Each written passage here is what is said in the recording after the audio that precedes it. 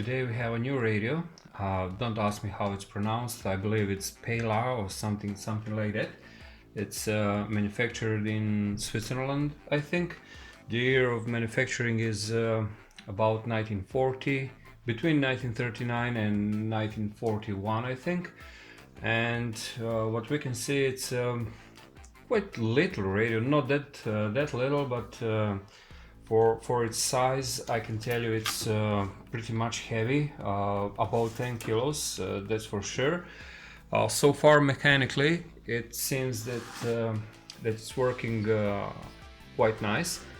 And what I like about it, the first thing I saw about the dial is that you have a button for fast dial, so the needle moves quite fast, and then you can make a fine tune with this smaller button, and that's quite handy for a shortwave range where radio stations are pretty much close to each other, so you'll be able to tune the radio station quite nice.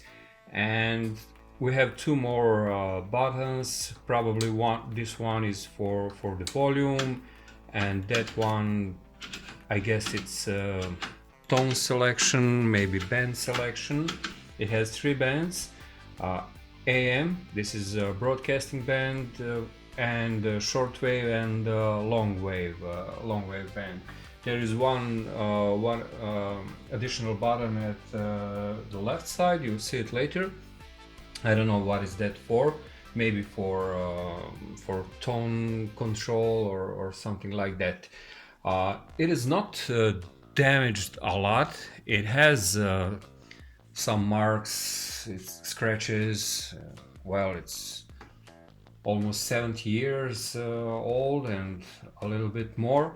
It's nice that this canvas is in pretty good condition. And what I noticed at the back, you'll see it now, somebody did some minor modifications. It's quite heavy. There's a switch for turning on and off, so maybe this means that the original switch is broken, it's not working anymore. This somebody made this modification here. This is not original condition. And here you can see a newer type of connectors. It's been in usage since 1970s, I think, so it's definitely a new one, and I'm quite sure that I will remove this. Here we have connectors for gramophone and for external speaker. Maybe this is gramophone and that would be probably external speaker. I'm missing this plug for the power cords, so I'll have to improvise and to add something else, but these two pins will most likely be disconnected. I don't think I'll be able to find the original cables, so I will disconnect those two if there aren't already, so you couldn't get shocked by high voltage here. I don't know what this wire is for. It's definitely not original. Somebody took out maybe for the speaker, and who knows. And here we have antenna and ground connectors. So in this video you will see my approach. How do I approach any radio that I repair and restore. Of course, this doesn't mean that this is the best approach and that you should do it the same way. But anyway, I will show you how I do it, and so far I didn't have any issues with radios. Nothing has been damaged more than it was already, and so on. So now I will take this cover for the first time, the back cover, to see what we have inside. I hope all tubes are there. Okay, this can be taken completely off. Yeah, somebody added this and it's not in usage. Maybe it was connected on those wires. This switch is definitely old, quite old, but we will not use it, that is for sure. And now let's see what we have inside. We have 3 tubes, and maybe some part is missing, not sure. Let's see the schematic. Okay, 3 tubes, as you can see, that's so far okay. And Magic Eye EM4, we have that. Magic Eye is there. Maybe we're not missing anything. We'll see if the chassis should look like that. Maybe it's been used for another model. I see a hole in the middle of the chassis, so I don't know why is that. These fuses look quite original. Yeah, definitely. So who knows, maybe it's in quite good condition. I don't see corrosion on the chassis, so that is very nice. So let's disassemble it. I'll start with removing buttons. So this chassis could be taken off. There are screws on the bottom side, which of course we need to remove to remove the chassis itself, and we need to take care about a loudspeaker, which is quite huge, and there's a transformer inside for the loudspeaker, and that is pretty much it. Okay, so now let's take outside the chassis.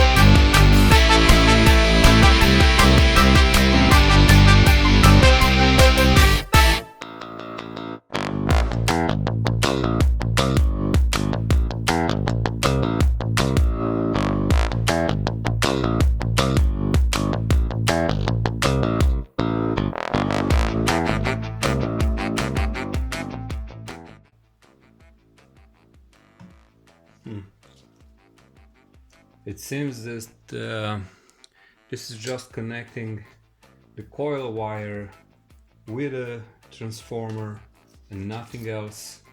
So I'll make such electrical connection again, but I will solder this wire and remove that. I don't know what was the purpose of this, probably just to make a connection, and it looks nice. So we'll see if this is still operational, but it's quite understandable at this point that we cannot just plug in this radio. So okay, what are the next steps? Well, my next step is definitely going to be to clean it up a little bit. So I will completely remove the dust, and I will try to clean the traces and the whole radio as much as possible. I will clean these tubes. I will check every tube for the filament to see if filament is okay. If filament is not okay, then I have nothing else to test about the tubes, so they're burned out and they will need a replacement. Hopefully this is not the case, so I truly hope that all these 3 tubes are still working. So pulling out those tubes, checking every tube, then cleaning the traces, and after that I will check this alternating current connection to see if it's still connected with a transformer, and how should I apply 220 volts. Actually it's now 240, that is now standard, so we will see. So cleaning and checking tubes. Now after cleaning, it definitely looks much better, and as you can see the chassis is actually in excellent condition. But unfortunately one thing I saw, and that is we're missing tube over here, and that is a rectifier tube. There is a sign number 80, and that's actually a mark for that tube. It's double rectifier, double diode rectifier, and as you can see here on the schematic, there it is. And I will have to come out with some solution for the rectifier, because if I put silicon diodes, if I replace this tube with silicon diodes, that would work, but I will get about 50 volts more, or even more than we will with the electronic tube, because tubes have quite a high loss in rectifying. So instead of getting for example 300 volts over here, we would get 350, and that could damage our tubes. So I need to find out some smarter solution for this. Maybe it would be the best if I could find original tube, but that is not very likely that it's going to happen. And this is the socket for the EM4, quite nice solution. So it's very easy to replace it if you need to do that. And this is what I thought, that something was removed, but it seems it's quite okay. And now we'll take a look at the bottom side. Just a little bit of dirt, and I didn't have to clean practically anything inside. It's amazing how it looks like. So it was in probably all the time in some room with nice temperature or so. So it remained in quite nice condition. As you can see here, this is what I mentioned at the beginning. These are connectors for power supply, and they're in use. So I will probably just disconnect those 2 wires and, I don't know, solder a cable directly to those. So these 2 pins would not be in use anymore, and we will avoid the possibility that someone get in touch with 240 volts. And there is one issue, one problem we can see here immediately. This is electrolytic capacitor, 25 microfarads, and you can see acid here that went out from this capacitor, so it definitely needs to be replaced. And I will clean this acid because this is something that you cannot feel, but it's quite strong smell. And here we have two more electrolytic capacitors. This is double electrolytic capacitor, and that one over here as well. You can see them here, 1 and 2, and there is nothing to check about those. For 80 years old capacitors, we definitely need to replace them. So let's start with checking transformer and where is actually that switch that works. So we will see if alternating current is passing through well through this transformer, and if we're going to get good voltage for the tube filaments. Here below the radio we have a couple of interesting things. I have replaced this electrolytic capacitor because the old one was leaking. All the acid went out. That was the original one. It was 25 microfarads. I had a replacement of 22, but that will do the job. And here are electrolytic capacitors for the rectifier. These are of 32 microfarads, and as I remember, this is the original value. And here is something interesting, and that is at this place we should have original 80 tube. That is a double diode, it's a rectifier, but instead, because this tube was not present when I opened this radio, I have placed two semiconductor silicon diodes over here, but I also had to insert these resistors here to simulate input resistance of vacuum tube, because voltage drop on silicon diodes is 1 volt, 0.6 in theory, but that goes to 1.2 volts, and voltage drop in electronic tube, in vacuum tube, is from 25 to 60 volts approximately. So I couldn't find the original data for this tube, so now I have here about 180 ohms, two resistors of 560 in parallel. This is for to get higher power, so they will hit less. And if I need, I will add third resistor in parallel to get about 130 ohms. But I'll see if I'm gonna need to do this. And this is where we had power supply, but I have disconnected those, and I have connected the new cable directly to those wires that were going on these two pins over here. So now these two are not in usage anymore, and we cannot get shocked from the behind of this radio. And if I remember well, this is pretty much it. So now I can plug it in, and I'm expecting EM80 to work properly, because it should get high voltage of DC, and of course it will have a power supply for the filament, because I have checked this transformer and it's working correctly. If we don't connect loudspeaker, radio will not work, because power supply of direct current goes through this transformer. Now I will plug it in. What I've noticed is that switch on volume control is not working, so I'll have to either replace this part here, the whole potentiometer, or I will have to add some switch on this cable, maybe directly.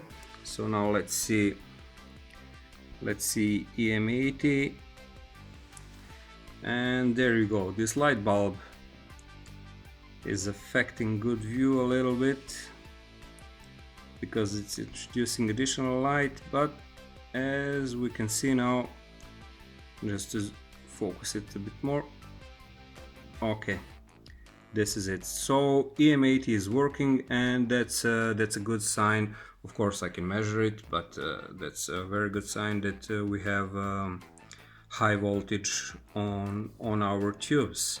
So the next thing I will do is to put back all other tubes, and we will see what will happen. The radio is plugged in and we have all the tubes connected back again in sockets, but as you can hear, it's not very loud, and I believe I know why is that. I guess that I have caused too much voltage drop on these resistors, so I will have to add another one in parallel. And also, as you can see now, when we have all tubes connected, this EM80, this magic eye, is not glowing as it was when only EM80 was connected. So I'm 900% sure that we have too much voltage drop on these resistors, and I will add another one in parallel. And that will actually be good, because with 3 resistors they can withstand 3 much more power going through them. So let's add another resistor again, and we will see if we will get better results. So this is what I did. I added one new resistor over here. So for every diode I have 3 resistors in parallel. Each one is 560 ohms, so in total this gave us approximately 186 ohms. I will see if voltage is enough for tubes to work properly. So I will measure it here in this point. This is a positive pole of direct current for power supply for the radio. And if needed, if absolutely needed, I will add another one, but most likely it will stay like this. So let's plug it in again and measure voltage in this point. And there it is now, measuring voltage, and it shows 354, 55, so let's say 350 volts. So this is okay. That is the voltage expecting here. So regarding this, everything is fine, and I will just show you now on the schematic where that point is. So we are at this point over here. What I did is replacing tube 80, this double diode, replacing with silicon diodes, and inserting a couple of resistors to simulate input resistance of this tube. So that part is now quite satisfying. This electrolytic capacitor and this one has been replaced, so it's working quite nice. Next step is to see how radio behaves on each band, on short wave, on long wave and medium waves. Right now I can hear some hum, something can be heard in the loudspeaker, and I have also checked medium waves in the meanwhile and heard something on short waves, but short wave simply disappeared and I cannot hear anything. So I will use for the beginning this signal generator, and I will plug it in with this false antenna, just to show you that. This is false antenna connected with signal generator, and the purpose of false antenna is to simulate the real antenna, its impedance, inductance and capacitance. So I will connect it and simulate radio station. Basically that will be radio wave with amplitude modulation, and I will check each band separately. Now I will show you my simple setup for testing all three bands. Now signal generator is just to focus it, signal generator is at 10 megahertz, and that would be 30 meters in wavelength, so 10 megahertz modulated by 800 hertz signal. And from this signal generator output signal goes into dummy antenna. So this is simulating input inductance and capacitance of the real antenna. It's connected with the antenna input, and band is now at long wave, so I will switch that to short wave. There it is. Green is for short wave, and there it is, 30 meters. So this is actually 10 megahertz, so this is where I expect signal to be heard. Its volume is to the maximum, so just let's tune it. At shortwave it's very sharp tuning, so I guess we should go slower. Yep, there it is.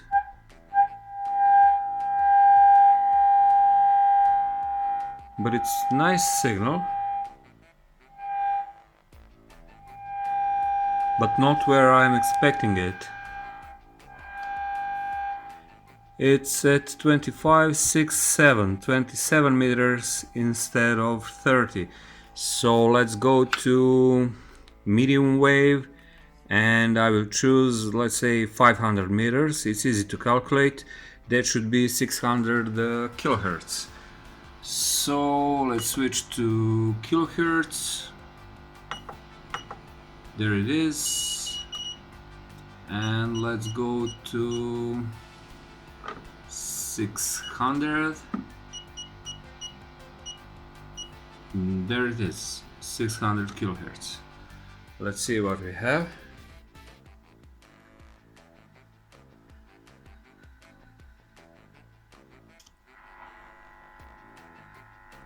Nothing so far.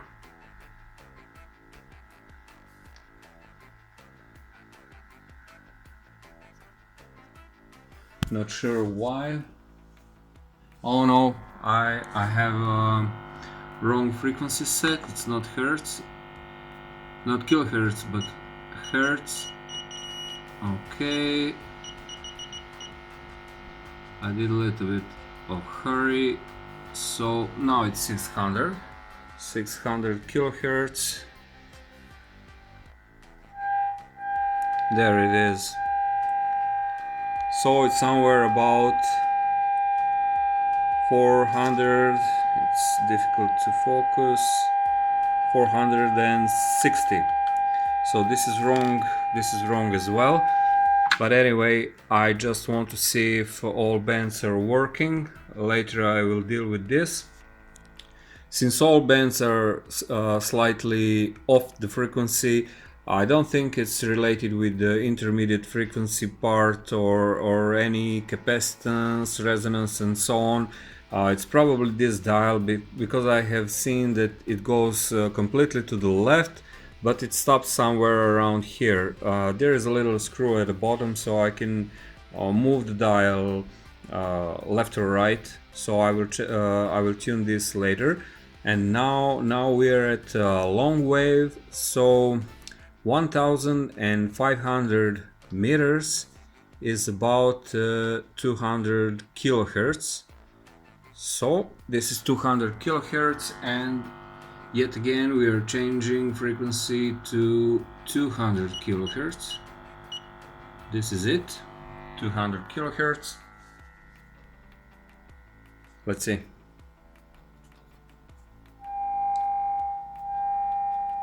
Yes, again a bit lower, but again nice sound.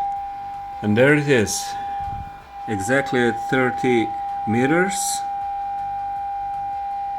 There you go, 30 meters over here, and the frequency is 10 megahertz.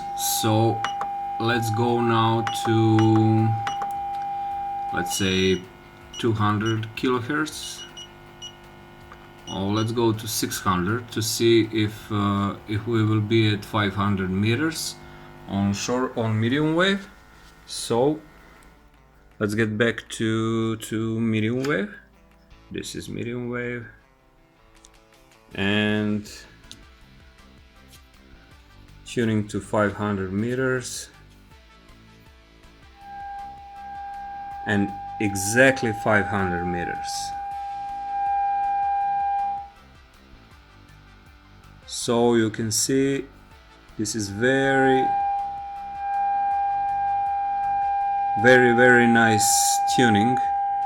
I'm expecting the same accuracy at long wave, so we are going to 1500 meters, I guess somewhere around here, and that would be 200 kilohertz.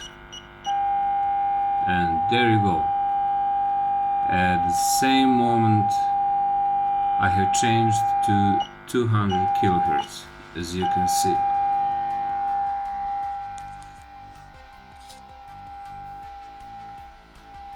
So now we have very precise and calibrated dial, so we can have confidence in the numbers we see when you tune to the radio station mostly. So for today's setup I have a huge antenna, as you can see over here. That's a simple wire that I try to be as long as possible. It goes over there, and at the end I will just plug it into the antenna plug. So when I plug in the antenna, probably you can hear the change in sound. This is without antenna, this is with antenna. So something is definitely working. It's much better now. We can hear noise that comes from many other devices, LED lights and so on. So it's quite difficult to get any good reception on short waves and on medium waves mostly. So now let's see how it works on medium waves. As you can see, this is from 185 meters to 575. That's a medium wave band. And the volume of the radio is at a maximum right now. It's not quite loud. There can be many reasons for that, but I'll try not to guess at the moment. And this is just a noise that you can get probably from LED light or some other devices. But it's definitely working, but it doesn't look quite okay. It should be much louder. I have checked gramophone input, and it gives loud noise. So this is something that's making me think that something is not quite okay, probably with the intermediate frequency part. And if I switch to shortwave, yep, this is shortwave, volume to the maximum. Can't hear a thing. It should change the noise at least with turning on and off the antenna, but nothing happens. And this receiver should be able to receive a couple of microvolts at the input, so it's definitely working.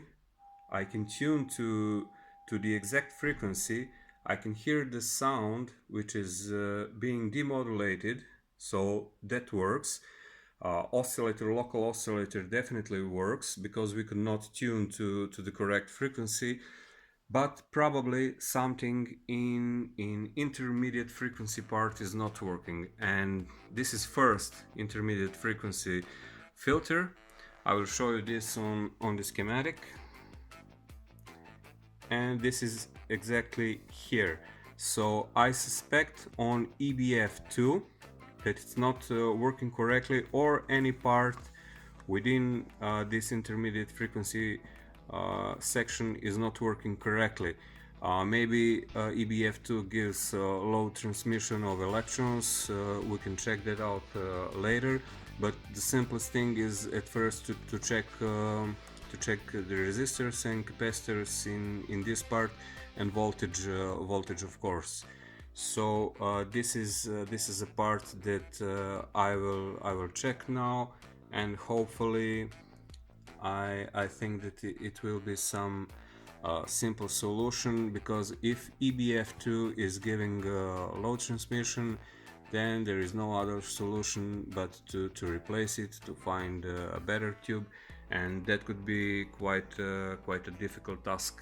So now let's see what happens in this part.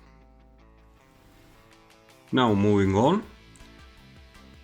These are technical specifications for EBF2, and EBF2 is located here. This is its base. So let's check pins.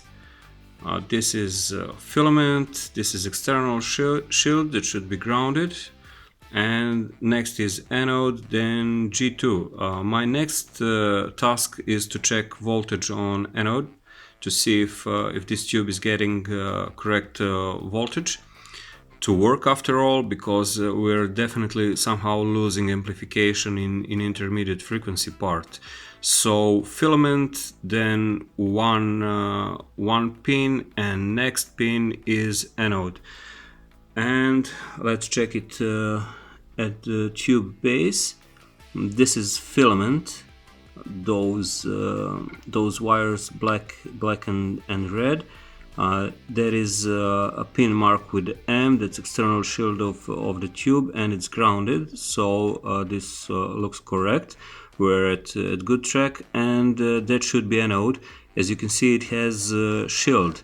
So let's check the schematic again to see if this is matching the schematic. And as you can see here, shield is also shown on the schematic here. This is anode. So yes, this is it. Now I will measure voltage exactly at this point.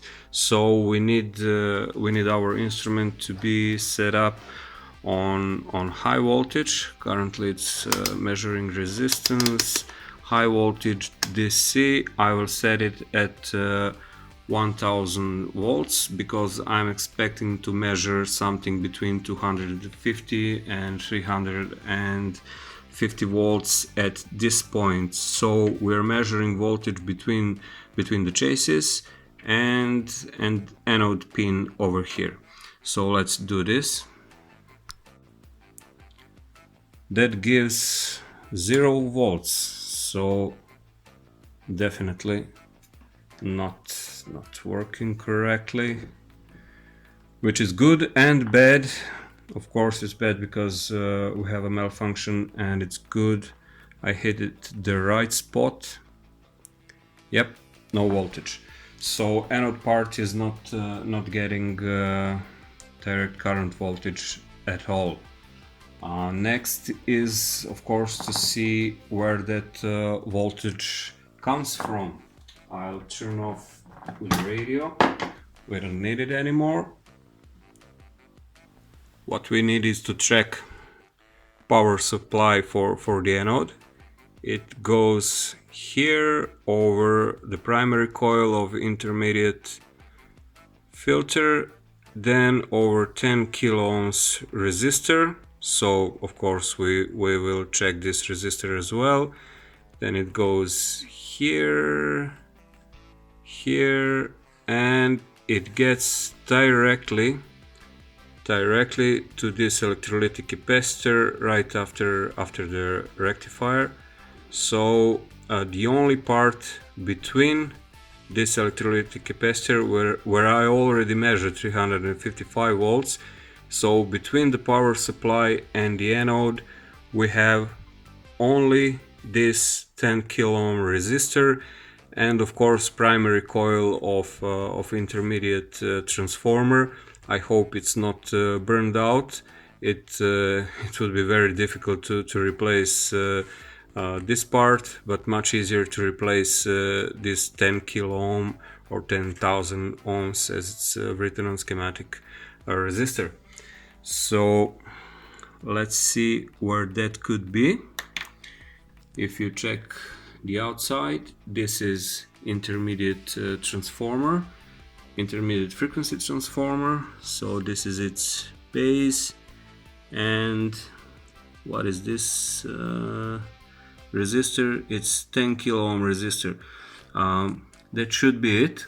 As you can see, it changed its color due heating, definitely, but that does not necessarily mean that if it changed its color that it's not working anymore. Below you can see this 10 kilo ohm resistor. It was definitely heating up, changing its color, but it's still working. I have checked it previously. Now I will measure the resistance on this resistor over here, but it's probably burned out. Let's see. Now switching to resistance measuring. Since this is 10 kilo ohm, I will switch to 20 kilo ohm range. Battery should be replaced, I know. Let's see. One pin of the resistor, just to see it better. Nothing. So this resistor is not working anymore. I will take it off, then measure its resistance again to see if some other element is maybe not disturbing our measurements, but I don't think so. And then I will have to replace this resistor. So I will not bother you with the process of taking off this part and then soldering another resistor. I will just replace it, and let's see what's gonna happen. What will happen when I replace this resistor and turn on the radio again. I'm expecting that everything works then, but who knows? Maybe this is just beginning of checking another issue. We will not know until I replace it. So let's do it. This is it now. We have two resistors because I did not have one resistor of 10 kilo ohms, so I have used one of 8.2 kilo ohms, another one is 2 kilo ohms. So this is close enough, and that will definitely work, but a little bit more resistance is not an issue because I have a little bit more voltage than required here after DC rectifier. And another thing I did, I made a little knot here. I'm not sure if you can see this, just to focus it a bit more. So here it is. There's a little knot made of wire from this resistor, like a loop actually, and I have used these two wires because this is one that was cut in half. I have just pushed these two wires through the loop, and after that I have added the third one, so it's a bit actually quite better now, so I don't have to worry about this connection over here.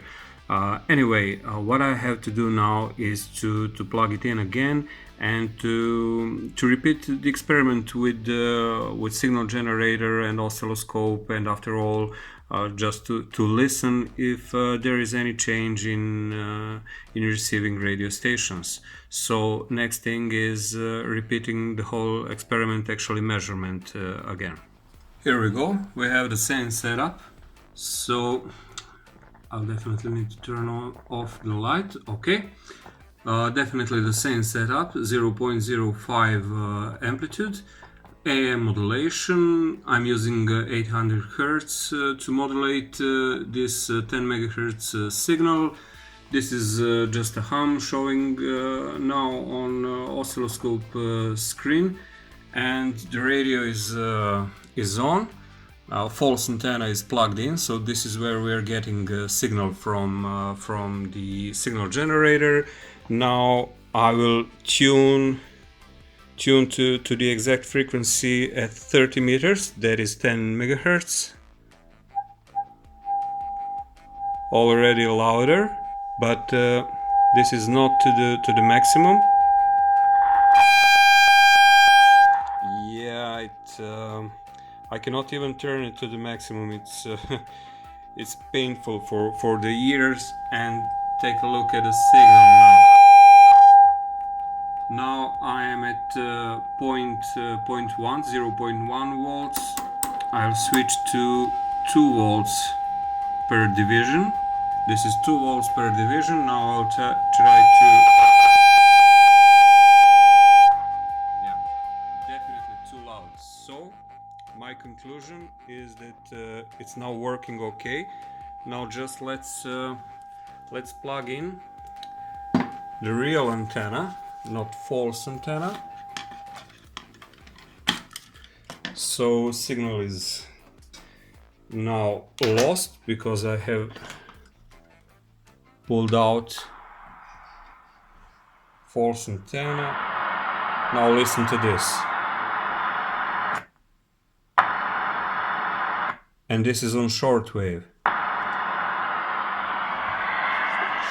Previously there was no sound at all. Too loud to go to the maximum.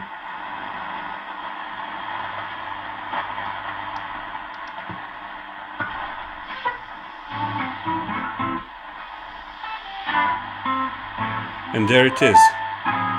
The first radio station I have received with this radio right now after the repair. Türkiye'nin Sesli Radyosu vatan hasretini bildiriyor. I don't know what this radio station is, but I can tell you that the reception is excellent.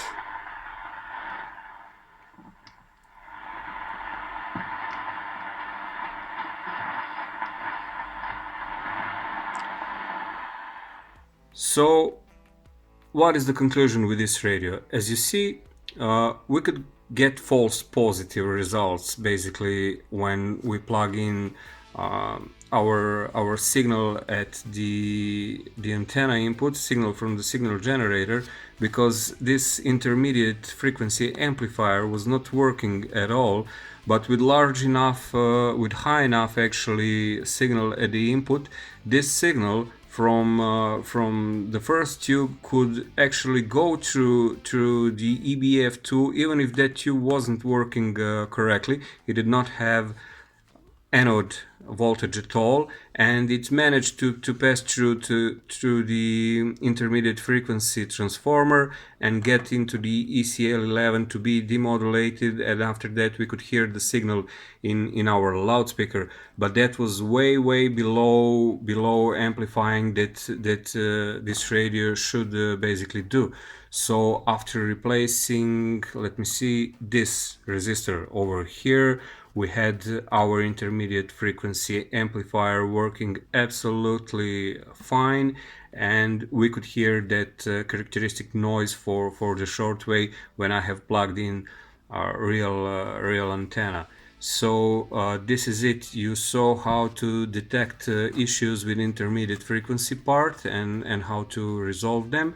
To tell you the truth, this was one of the easiest fix I had. So I hope this will help you, and we will see what we can expect with next radio that I will put on this desk here. Now I have to assemble it, and this is basically all I have to do with this radio. So when I'm finished with it, I will do one more video with the finished radio, and we will hear what sound it gives from the cabinet.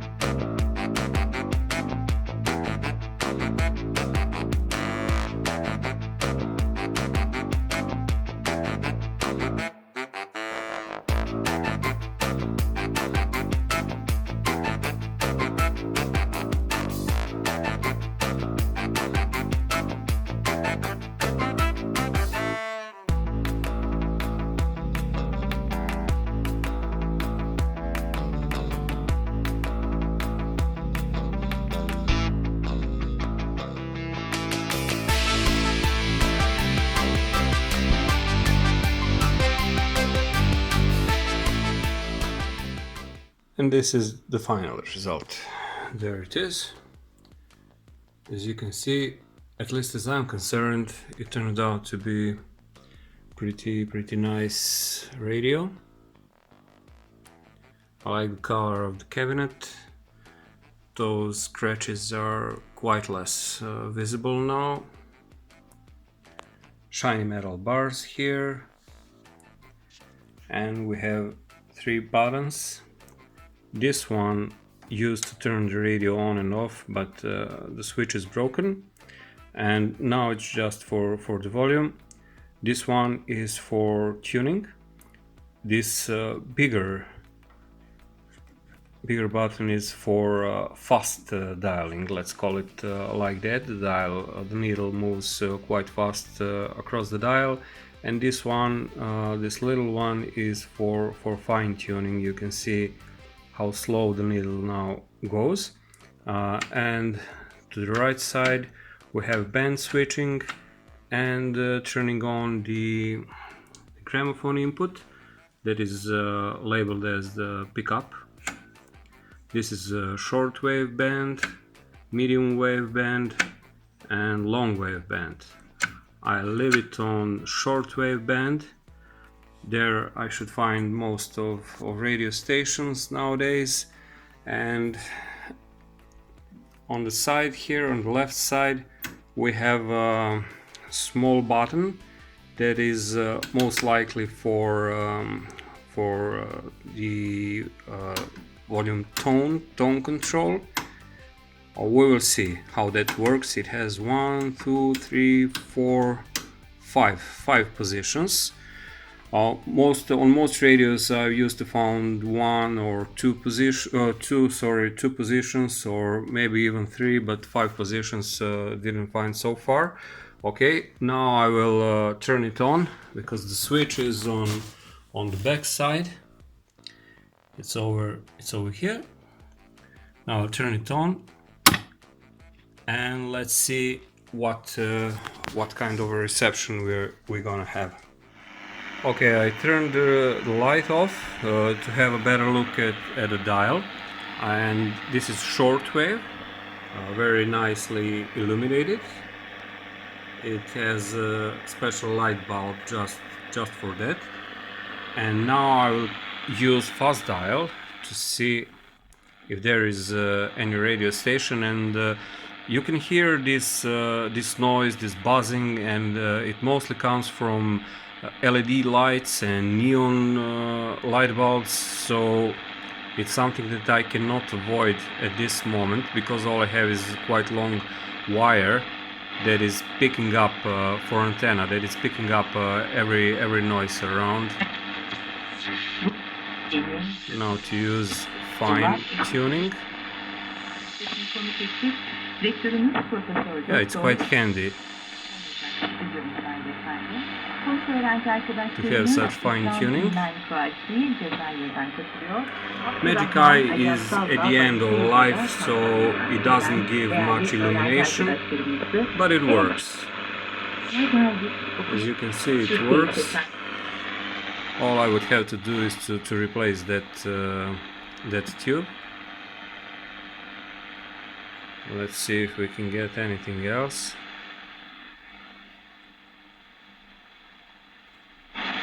Not much.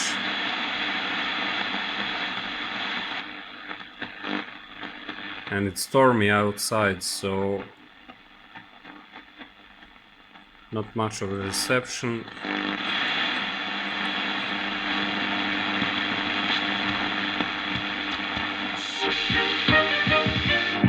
There you go. Now let's see that tone switch. Oh! You can hear that bass. That was nice.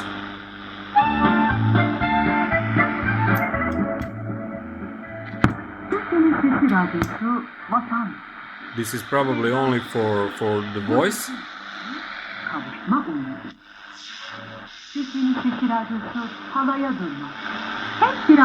Yeah. Now it has music. Now it's suppressing almost everything else, leaving just the voice. And this is without high frequencies in loudspeaker.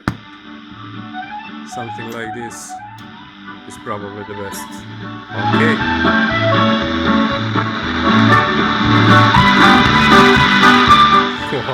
I'm quite surprised. Now this is awesome for almost 80 years old radio.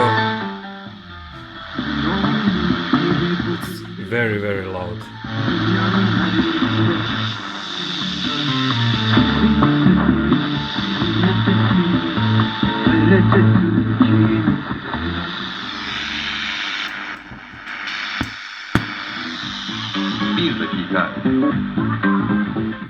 I don't have a clue what radio station that was, but as you could hear, it's a very, very nice reception and quite loud radio even for today's standards. So I hope you have enjoyed this video.